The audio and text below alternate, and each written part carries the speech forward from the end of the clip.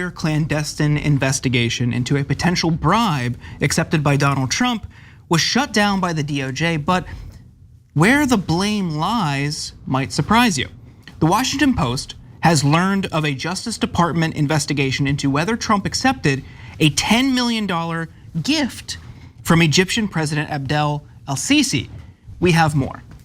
5 days before Donald Trump became president in January 2017, a manager at a bank branch in Cairo received an unusual letter from an organization linked to the Egyptian intelligence service. It asked the bank to kindly withdraw nearly $10 million from the organization's account, all in cash. Federal investigators learned of the withdrawal, which has not been previously reported, early in 2019. The discovery intensified a secret criminal investigation that had been begun 2 years earlier with classified US intelligence indicating that Egyptian President El-Sisi sought to give Trump $10 million to boost his 2016 presidential campaign, a Washington Post investigation has found. Federal investigators began looking into whether Trump was the recipient of the cash withdrawal and whether it played a role in Trump's funneling of $10 million of his own money into his campaign during the final days of the election. So what was Trump's relationship with El-Sisi like while he was in office? Over the course of his presidency, Trump shifted US policies in ways that benefited the Egyptian leader, a man he once called my favorite dictator. In 2018, Trump's State Department released $195 million in military aid that the US had been withholding over human rights abuses, a move that had been opposed by his first Secretary of State, followed by the release of $1.2 billion more in such assistance. But in the fall of 2019, the investigation was shut down before a conclusion was reached. And that decision was made by Trump's Attorney General, Bill Barr. Barr directed Jesse Liu, a Trump-appointed US attorney in DC, to personally examine the classified intelligence to evaluate if further investigation was warranted. Barr later instructed FBI Director Chris Wray to impose adult supervision on FBI agents Barr described as hell-bent on pursuing Trump's records, according to people familiar with the exchange. It is unclear what, if any, actions Wray, who was also appointed by Trump, took in response. In June of 2020, the prosecutor Barr appointed to take over the office leading the case closed the probe, citing a lack of sufficient evidence to prove this case beyond a reasonable doubt. Come November 2020, Trump loses to Joe Biden, Biden takes over, appoints Merrick Garland Attorney General. So what does he do? Michael Sherwin, the then acting US attorney who closed the case, explained. Biden administration appointees, including Attorney General Merrick Garland, who took over the department months later, could have relaunched the probe if they disagreed. The case was closed without prejudice, Sherwin said. Anyone could have reopened the case the second I left that office. The case was not reopened. A spokesperson for the Trump campaign had this to say. The investigation referenced found no wrongdoing and was closed. None of the allegations or insinuations being reported on have any basis in fact.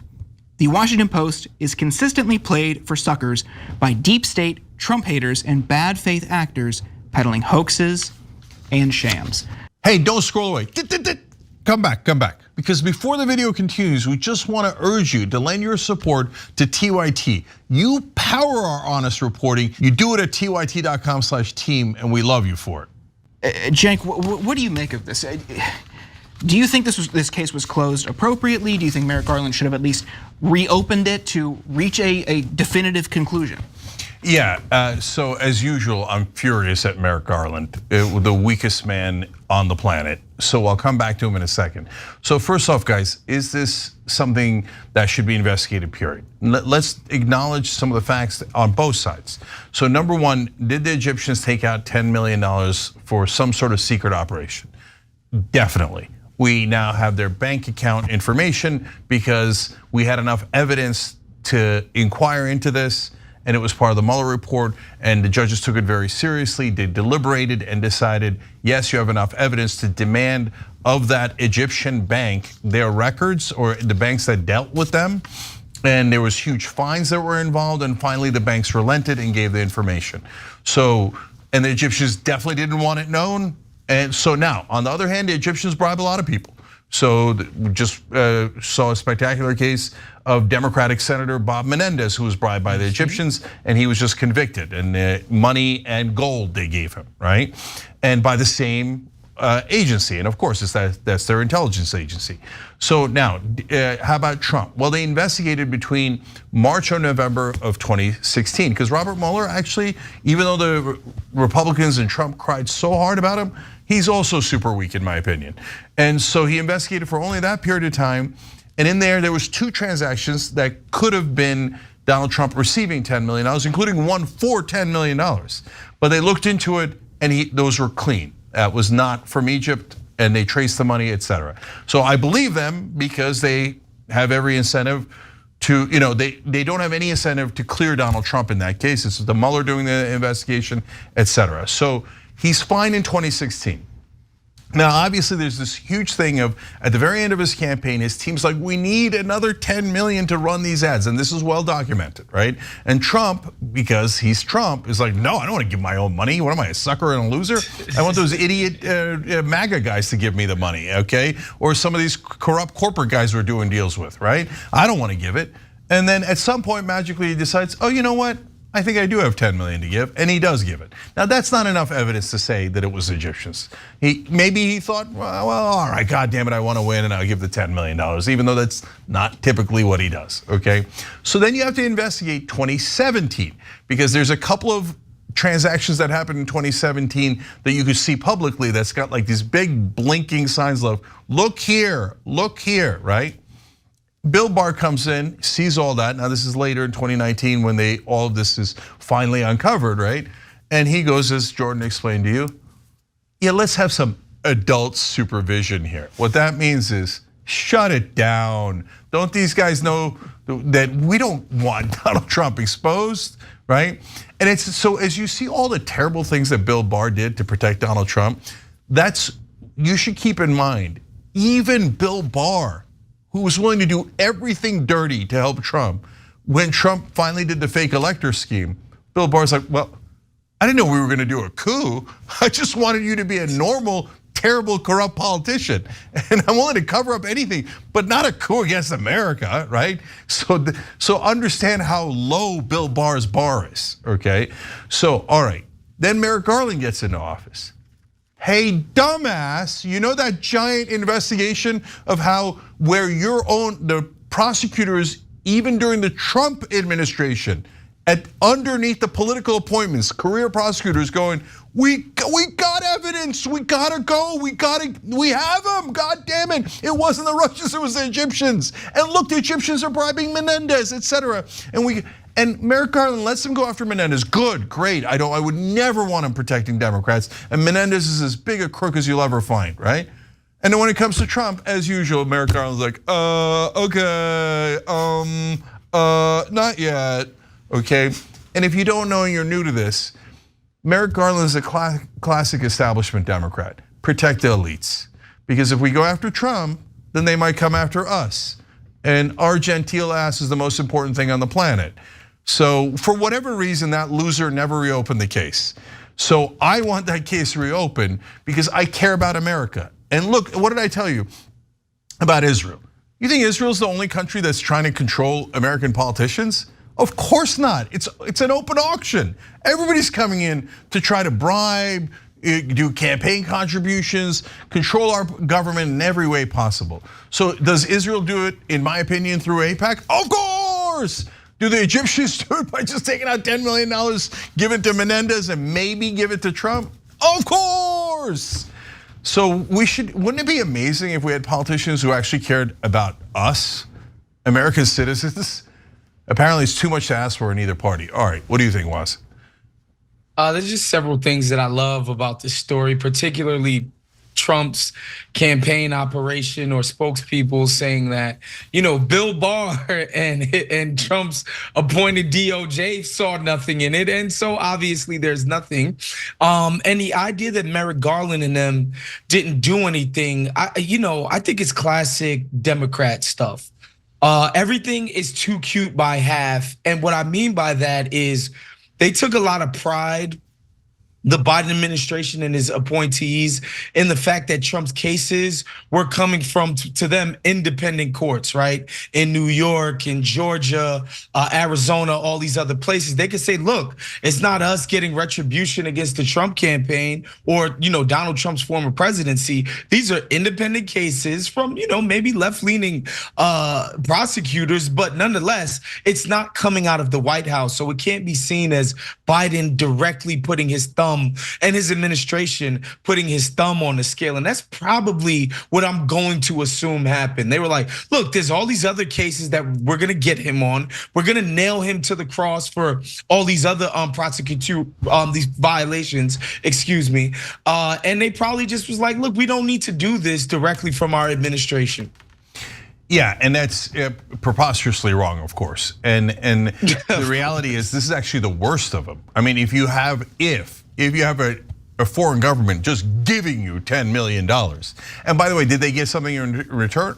Of course. So there's the very friendly relationship with Sisi, but look, he has a friendly relationship with a lot of people for weirdo reasons, like he fell in love with Kim Jong-un, a communist dictator. Okay. But the money is where it counts. There's a lot of money blocked under the Obama administration.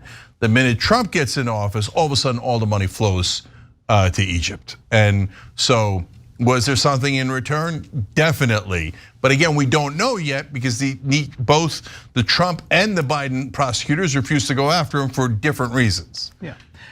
This piece overall was really great. It was really well reported. I would encourage people to read it because we couldn't summarize everything within it. And one of the points that stood out to me was a meeting that Trump had behind closed doors. I believe it was at a UN convening with El-Sisi shortly before all of this happened.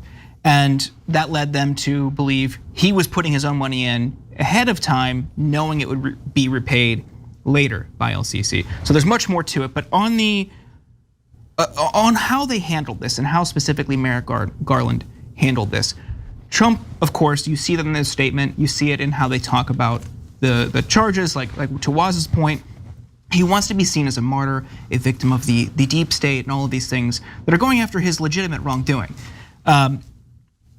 It's an issue of him gaming the refs and Democrats falling for it. Merrick Garland, I think, to your point, Cenk, is purely an establishment guy, will protect the elites.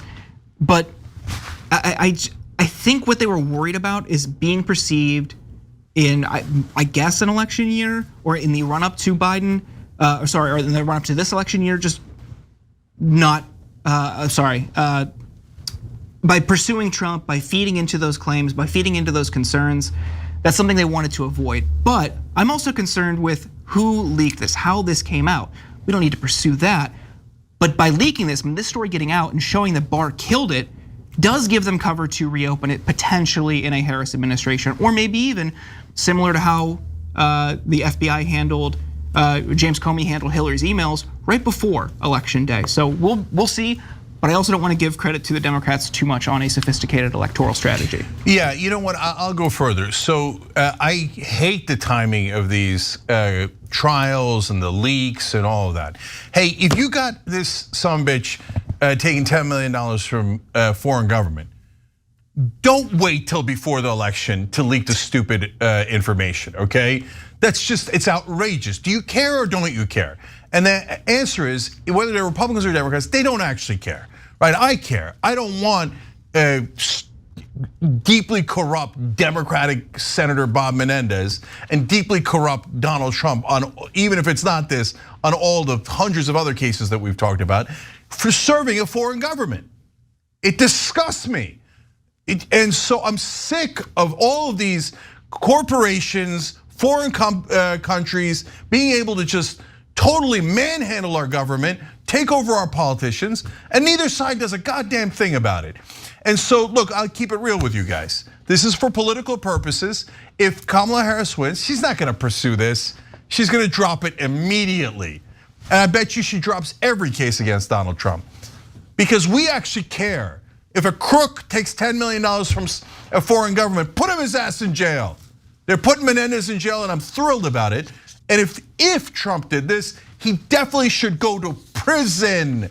I don't care about your stupid elite country clubs and what your rules of etiquette are.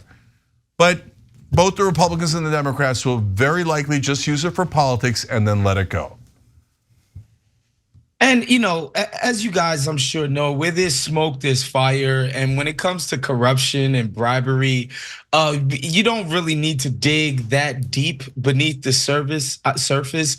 I mean, for goodness sake, while the guy was in office, he was taking his meetings with foreign leaders and dignitaries at Mar-a-Lago, meaning these folks had to pay to stay at his hotel the entire time. Like he's always scraping stuff off the top. Of course, everybody, this isn't a secret. They didn't put this through a bunch of dummy companies and stuff that we don't know. Jared Kushner got so much money from the Saudi government after the Trump administration was through.